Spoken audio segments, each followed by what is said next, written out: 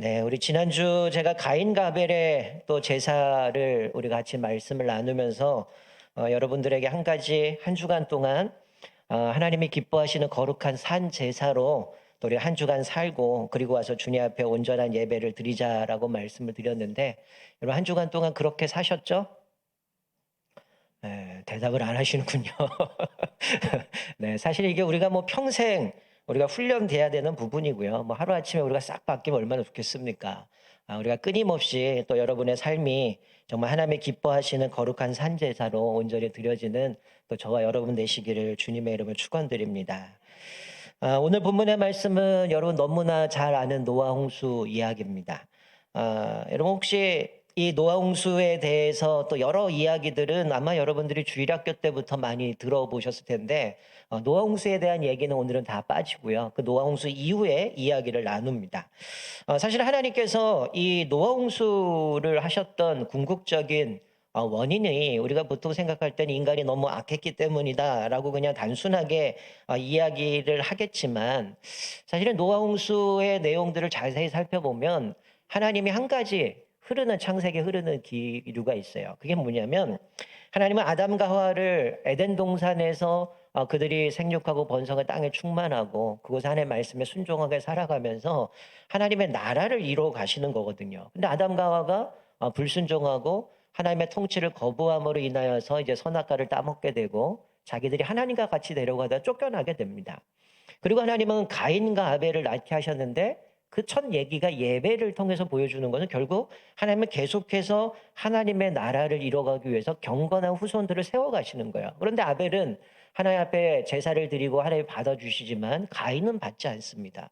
그러니 하나님이 가인을 제사를 받지 않으니까 얼굴이 변하고 분노가 일어나 동생을 쳐 죽이죠. 그리고 하나님은 훗날에 가서야 이제 셋이라는 새로운 아벨의 계열의 자녀가 태어나지만 이 가인의 계열들 보면 어때요? 그 이후에 이들은 번성합니다. 근데 그들이 행하는 모든 것마다 악을 행하죠. 문명이 발달되고 문화가 발달이 되어지지만 그곳에 헤어지는 것들이 다 타락의 문화들이죠. 사실은 이 라멕이라는 부분은 뭐 가인 계열에도 있고 아벨 계열에도 나오긴 하지만 가인 계열의 이 라멕은 어떻습니까? 자신의 죄를 정당화시키기 위해서 살인도 서슴지 않는 모습을 보게 되죠. 그러니까 뭐 일부 다처제도 이 라멕에서부터 시작이 되어지고요. 그러니까 가인 계열의 온갖 타락의 문화들이 시작이 되어지고요. 악기도 기계도 여러 가지 모든 것들이 그런 모습으로 시작되는 모습을 우리가 보게 되는데 하나님께서는 어쨌든 이 셋을 통해서 하나님은 경건한 후대들을 만들어 가기 위해서 셋이 태어나게 되고 그 계열 가운데 이제 노아가 나오게 되죠. 자, 그런데 어떤 문제가 생깁니까? 성경은 가인 계열의 자녀들을 세상의 딸들이라고 표현하고 있고요. 아벨의 계열의 자손들을 하나님의 아들들이라고 얘기를 합니다. 그러니까 이게 어느 시점에 두 쪽 계열의 사람들이 점점 많아지는 문제는 뭐냐면 서로 결혼하기 시작했다는 거예요. 경건하게 살아가는 이 세대들이 당장 그 가인의 계열을 보면서 그냥 외모만 보고 얼마나 아름다웠는지 모르겠지만 외모를 보고 결혼하기 시작을 합니다. 그러다 보니까 어떻게 해요? 이들은 계속 가면 갈수록 악을 행하기 시작이 되어진다라는 거죠. 그래서 하나님은 이들이 변질되는 모습, 경건하게 살아야 될 사람들이 어떻게 보면 가인의 계회 세상 속에 속해 있는 사람들과 같이 결혼하고 이들이 타락되어져 가는 모습 가운데 하나님이 그들을 심판하기로 작정하신 거죠. 자, 우리 자막을 보시면 6장 3절에 보면 이렇게 말씀해요. 나의 영이 영원히 사람과 함께하지 아니하리니 이는 그들이 육신이 됨이라. 그러나 그들의 날이 120년이 되리라. 자, 하나님이 그들과 영원히 함께하지 않는데요. 왜? 그들의 육신이 됐다? 이미 그들은 육신이지만 타락한 육신이 됐다는 거야. 그래서 이제 그들의 날이 120년이 된다는 건 앞으로 120살만 산다가 아니라 120년이 지나면 하나님이 그들을 심판하실 것이라고 말씀하는 거죠. 자, 우리도 마찬가지죠. 하나님께서 우리도 마찬가지고 우리 가정도 마찬가지고 우리 하나님의 백성으로 부르셨다는 거예요. 그래서 우리 가정에 우리 삶에 세상의 문화, 세상의 가치가 조금도 자리 잡지 못하도록 우리는 그것들을 계속 경계하고 우리의 신앙을 지켜야 됨을 말씀해 주고 있는 거죠. 나중에 6장 5절 8절 말씀에 보면 이렇게 말해요. 이들이 점점 죄들이 세상에 가득했다. 그리고 그들의 마음으로 생각하는 모든 계획은 항상 악할 뿐이었다. 그래서 하나님은 더 이상 땅에 있는 사람들 보면서 그들을 지으셨음을 한탄하시고 마음에 근심하셨다라고 기록해요. 여러분, 이 말씀을 오해하시면 안 되죠. 하나님이 분명히 인간을 만드시고 피조물을 만드셨을 때 보시기에 좋았더라. 인간은 심히 좋았더라라고 말씀했어요. 그런데 여기 창세기 말씀, 이들이 악을 행하고 점점 그들의 계획들은 태어날 때부터 생각하는 모든 것이 악함을 보시고 사람 지으셨음을 한탄하시고 마음에 근심하셨다라고 말씀해요. 그러면 하나님이 만드신 인간 피조물은 실패작인가요? 아니죠. 이걸 이렇게 오해하시면 안 돼요. 하나님이 인간을 만드셔놓고서는 하나님이 한탄하셨다. 아, 하나님이 실패작이구나. 잘못 만드셨다는 게 아닙니다. 사실은 아담과 하와 이후에 우리는 인간이 전적으로 타락하고 부패했어요. 그러니까 우리의 의도로, 우리의 의지대로 무엇인가를 바르게 선을 행할 수 없다라는 거죠. 그러니 이들이 원래부터 하나님이 만드신 게 실패작이 아니라 하나님이 아담과 하와 이후에 타락한 인간들이 하나님이 주신 자유, 하나님이 주신 자유의지를 자기의 욕망과 쾌락을 위해서 사용되었기 때문에 그들이 이런 결과를 초래한 것이지, 하나님이 지으신 것은 모든 게 처음부터 선했다는 거예요. 그런데 타락 이후에 망가졌음을 보여주고 있는 거죠. 그런데 하나님은 특별히 노아에게는 은혜를 더하셨더라라고 말씀합니다. 이 모든 사람을 심판하신다고 말씀하시지만 특별히 노아에게는 은혜를 입고, 그래서 노아가 방주에 들어가게 되고 가족과 그리고 세상에 있는 동물들, 특별히 정한 동물들은 7쌍, 부정한 짐승은 1쌍, 이래서 이 홍수에 피해서 방주에 들어가게 되는 모습을 보게 되는 거죠. 마찬가지죠. 그럼 우리가 살아가는 이 시대, 아무리 암담하고 또 이 세상이 점점 악해가고 혼란스러울지라도 우리가 노아처럼 하나님께 특별한 은혜를 입으면 우리는 이 모든 어려움에서 이길 수 있다는 거죠.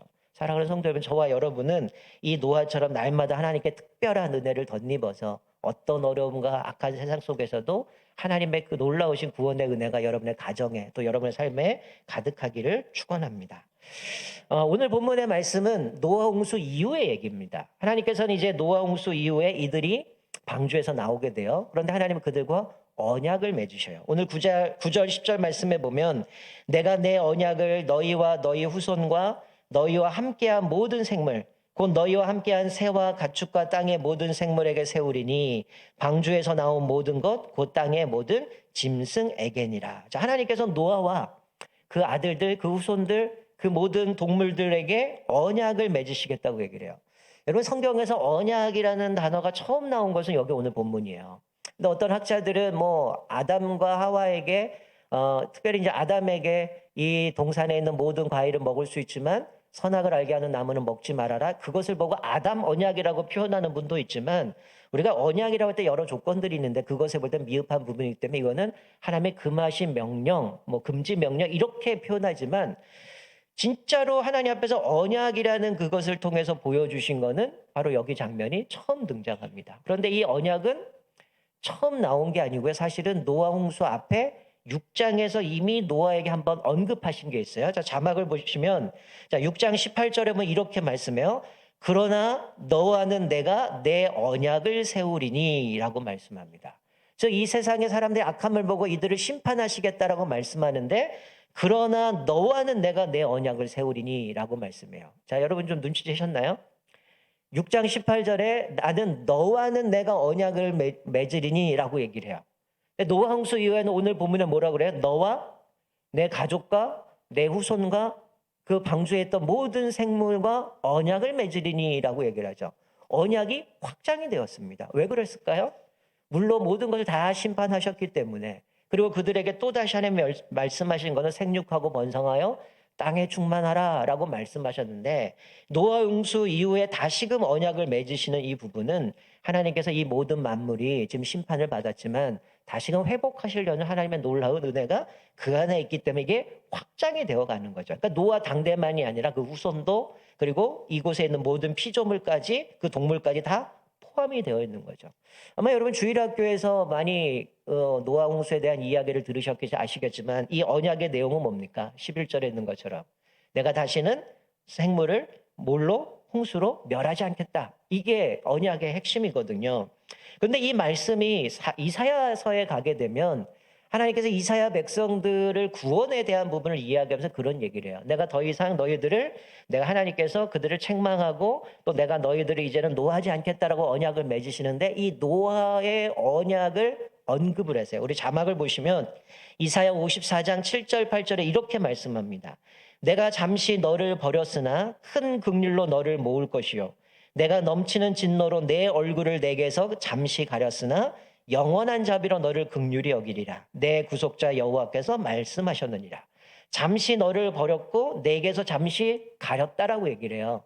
이것은 하나님의 이들을 심판하시는 게 목적이 아니라 하나님께 잠시 그들을 심판하시고 잠시 가리고 얼굴을 가리지만 여기 보면 큰 긍휼과 영원한 자비로 언약을 맺으셨다는 거예요. 그들이 범죄했고 그들이 타락했고 그래서 하나님은 그들을 심판하신다고 하죠. 궁극적인 건 이들을 심판하시는 게 목적이 아니라 하나님께서 앞에서 말씀드렸던 것처럼 경건한 가정, 하나님 앞에서 거룩한 백성들로 세워져서 하나님의 나라를 세워가기 위해서 이들을 부르셨기 때문에 완전히 멸하시는 것 같지만 아니죠. 노아에게는 은혜를 베푸셨어요. 그리고 그 가족들을 남겨두시고 방주의 생물들을 남겨두시고 그들을 구원하셨는데 바로 그것이 큰 구원과 자비로 영원한 자비로 그들을 구원해 주셨다고 약속했기 때문에 이사야는 그렇게 고백하는 겁니다. 그래서 거기서는 또 화평의 언약이라고까지 이야기를 합니다. 그러면서 하나님은 이 노아 홍수 이후에 이제 하나님께서 이들이 방주에서 나온 이후에 하나님께서 내가 다시는 물로 심판하지 않겠다. 그리고 증거로 뭘 주셨어요? 구름 속에 무지개를 주셨다는 거죠. 여러분 이게 무지개라는 이 단어의 원래 히브리어 원뜻은 뭐냐면 활이라는 의미입니다. 이런 무지개가 뭐처럼 생겼어요? 활처럼 생겼잖아요. 근데 이게 재밌는 거는 고대 근동에서는 어떤 생각을 갖고 있었냐면 이 무지개는 어떤 신적인 존재가 우리 하늘을 보면 가끔 뭐 번개도 치고 천둥도 치잖아요. 그러니까 신이 이 무지개라는 거는 활처럼 생겼기 때문에 단어도 활이란 뜻이기 때문에 신이 번개 같은 화살을 장착한 신적인 무기라고 생각했습니다. 이 무지개를.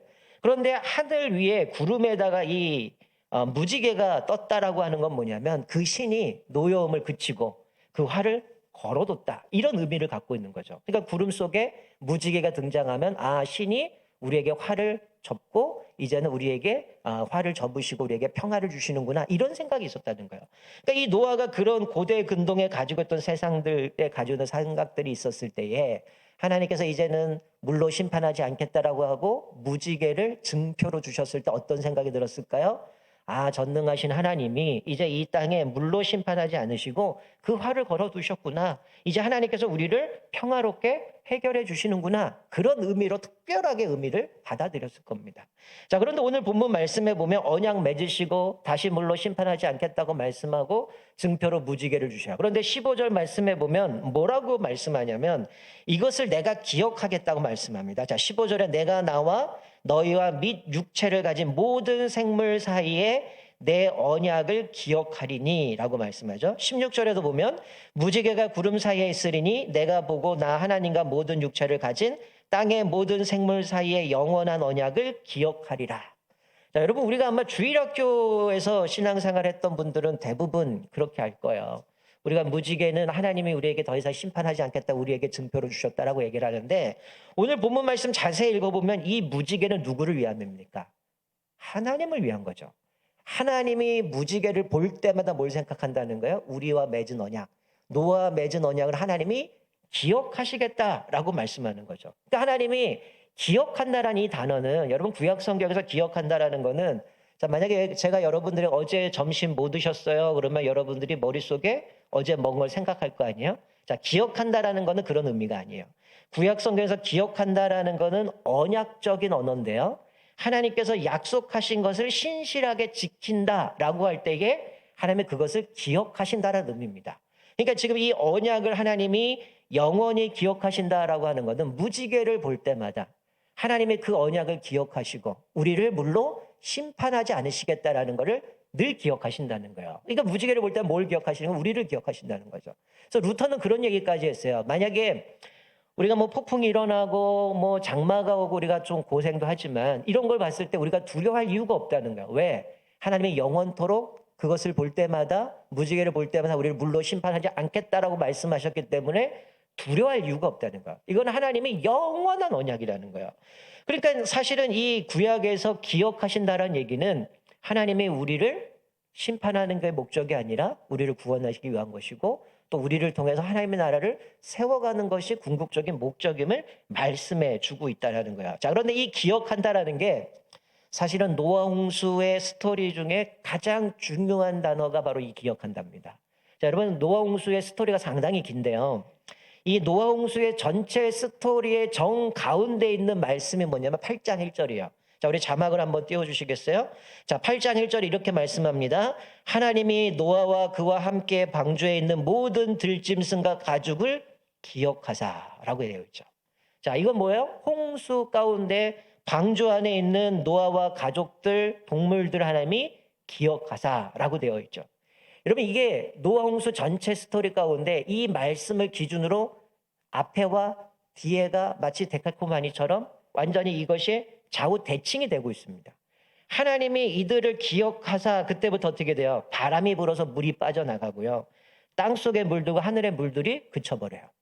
그러니까 하나님이 기억하셨더니 물이 빠지고 땅이 마르고 이들이 방주에서 나오게 되고 하나님의 언약을 맺으시면서 내가 다시는 물로 심판하지 않겠다요. 근데 그 앞으로 가게 되면 하나님이 기억하시고를 중심으로 어떻게 되냐면 물이 차고요. 땅이 젖고요. 방주에 들어가라고 얘기하고 처음에 내가 너희를 심판하겠다 이렇게 되어 있어요. 이 구조가 완전히 좌우 대칭이 되어 있습니다. 내가 이들을 심판하겠다. 마지막 내가 이들을 심판하지 않겠다. 그 과정이 기억하사라고 되어 있는데 여러분 이 말씀을 보면서 우리가 어떤 교훈을 받게 됩니까? 여러분의 삶 가운데 혹시 이 홍수와 같은 인생의 고난, 시련들을 겪고 있지 않습니까? 지금도 여전히 오미크론 때문에 또 다시 위기를 맞고 있지만 이 코로나도 마찬가지고 인생에 내가 옴짝달싹 할 수 없는 마치 사면초가와 같은 그런 어려운 삶을 살고 있지 않습니까? 그런데 중요한 것은 바로 그러나 하나님이 기억하시면 해결된다는 거예요. 오늘 이 노아 홍수에서도 하나님이 그들을 기억하시니까 모든 문제가 해결됩니다. 방주 안에 갇혀 있는 것 같고 이 세상 끝난 것 같지만 하나님이 기억하셨던 그때부터 완전히 역전이 돼서 모든 것이 다시금 회복이 되어가는 과정들을 보여주시는 거죠. 우리가 여기서 소망을 둘 수 있는 거죠.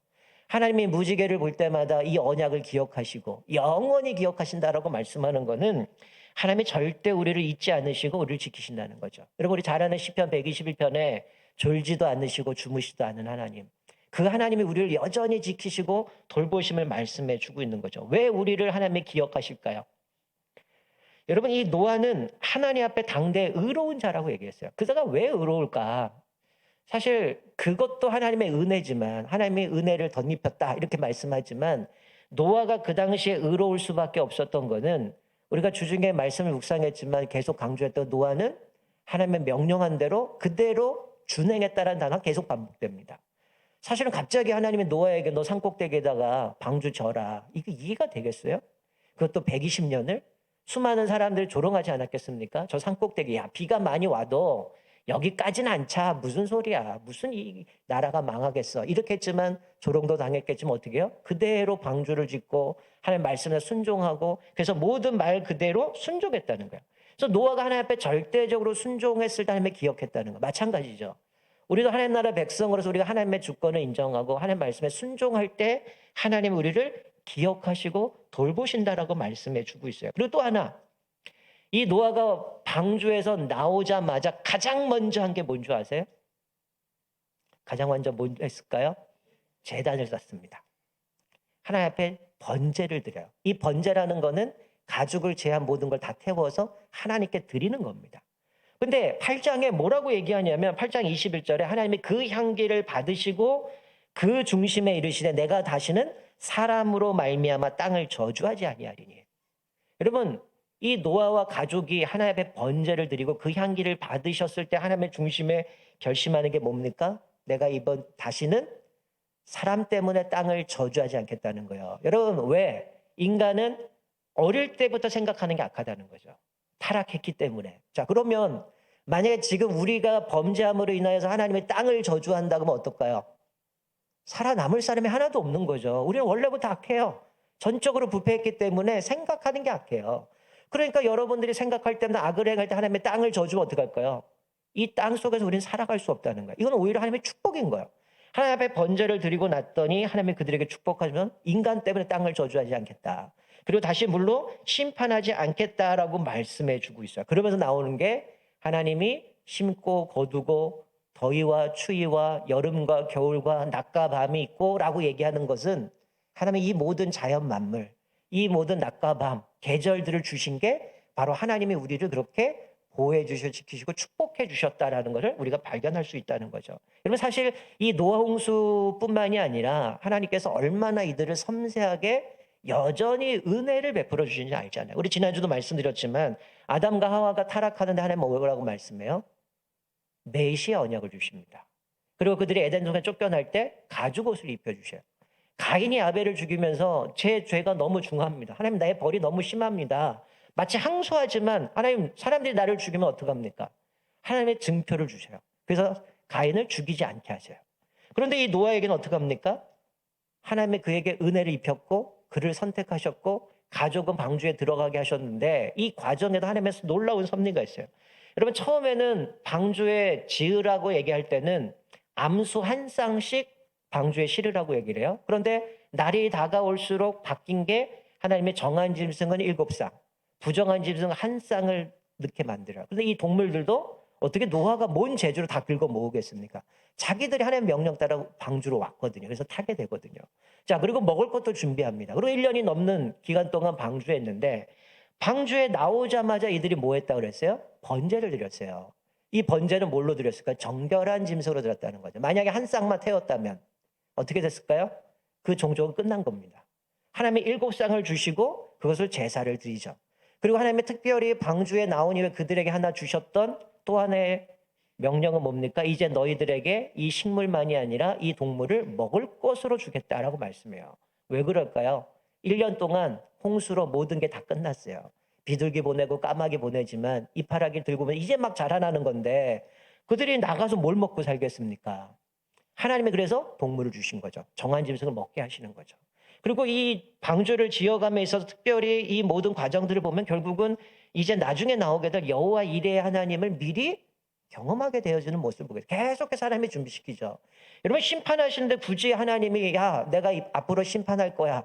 그래서 너는 내가 은혜를 줄 거야. 그리고 너는 피할 수 있는 방법으로 방주를 줄 거야. 먹을 것도 준비하고 거기다 동물도 집어넣고 이렇게 창도 내고 이렇게 해.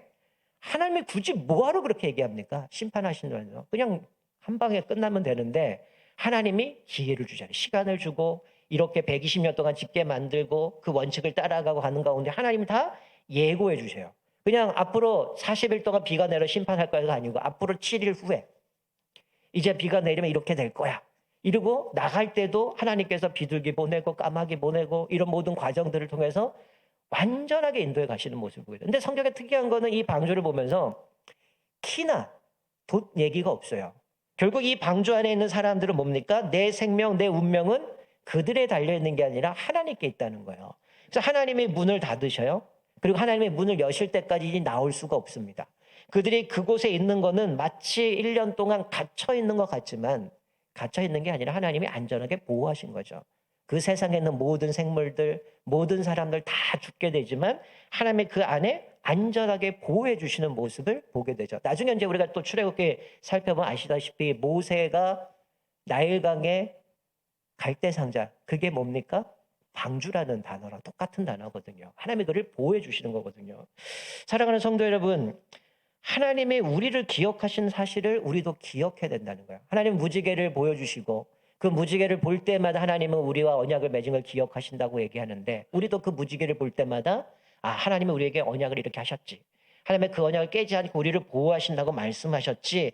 우리도 그 무지개를 볼 때마다 하나님의 은혜를 생각해야 되는 것이죠. 그리고 더 나아가서 이 은혜들을 자녀들에게 전해줘야 되는 거야. 그래서 이 노아에게 언약을 맺으면서 그 자녀들뿐만이 아니라 후대와도 언약을 맺으시고 동물과도 언약을 맺으시는 모습을 보게 됩니다. 자, 시편 78편 4절 5절 말씀에 보면 이렇게 말씀해요. 자, 시편 78편 4절 5절 말씀을 이렇게 얘기합니다. 우리가 이를 그들의 자손에게 숨기지 아니하고 여호와의 영예와 그의 능력과 그가 행하신 기이한 사적을 후대에 전하리로다. 여호와께서 증거를 야곱에게 세우시며 법도를 이스라엘에게 정하시고 우리 조상들에게 명령하사 그들의 자손에게 알리라 하셨으니라고 말씀하죠. 자, 이게 좀 우리가 개역 개정 성경이다 보니까 좀 단어들이 선명하진 않은데 이게 세번역으로 번역하니까 이렇게 얘기합니다. 잘 들어보세요. 우리는 이 이야기들을 들어서 이미 알고 있습니다. 그것은 우리 조상들이 우리에게 전해 주었기 때문입니다. 그러니까 우리가 이 이야기를 들은 것은 조상이 우리에게 전해 줬기 때문에 알고 있다는 거예요. 우리도 우리 자녀들에게 이것을 말해 줄 겁니다. 여호와의 찬양받으실 만한 행동들과 그가 행하신 능력과 기적들을 우리의 자손들에게 알릴 것입니다. 여기서 뭘 얘기하면 조상이 우리에게 알려줬기 때문에 우리가 그것을 기억하고 있고 우리가 또 그것을 자손들에게 알려줄 것인데 그게 뭐냐?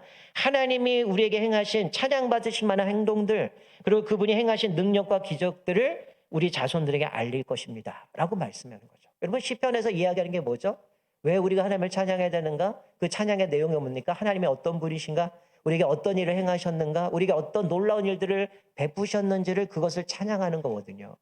바로 여기서 말씀해 주고 있는 거죠. 우리가 오늘 무지개를 보면서 하나님이 우리와 언약을 맺으시고 하나님이 영원히 기억하신다고 말씀한 거죠. 우리도 그것을 기억해야 되죠. 하나님이 영원히 우리와 언약을 맺으셨고 우리를 보호해 주실 뿐만이 아니라 우리는 이미 66권 성경이 있기 때문에 하나님이 우리를 지키시고 보호하신다는 말씀이 얼마나 많습니까? 우리가 그 말씀을 나만 듣고 살아가는 게 아니라 뭐예요? 후손들에게 전하라고 말씀해 주고 있어요. 올 한 해 우리의 비전이 뭡니까? 믿음의 가문으로 세워가는 겁니다. 1세대가 신앙생활을 하고 그 말씀을 집에서도 자녀들에게 가르쳐야 되고 그 자녀들도 신앙의 유산을 물려받아 또 다른 후손들에게 그 말씀을 이어가고 세워가는 것, 그 목표를 위해서 우리가 비전을 가지고 달려갑니다. 오늘 이 말씀을 기억하면서 하나님이 기억하시면 우리의 인생은 달라진다는 거죠. 하나님이 우리 가정을 기억하시고 또 이미 우리를 붙들고 계시는데 우리가 이 은혜를 날마다 가족들과 함께 나누고 또 자녀들에게 그것들을 전함으로 인하여서 우리 가족이 믿음의 가문으로 든든하게 세워져 가기를 주님의 이름으로 축원드립니다. 아멘. 이 시간 좀 특별하게 우리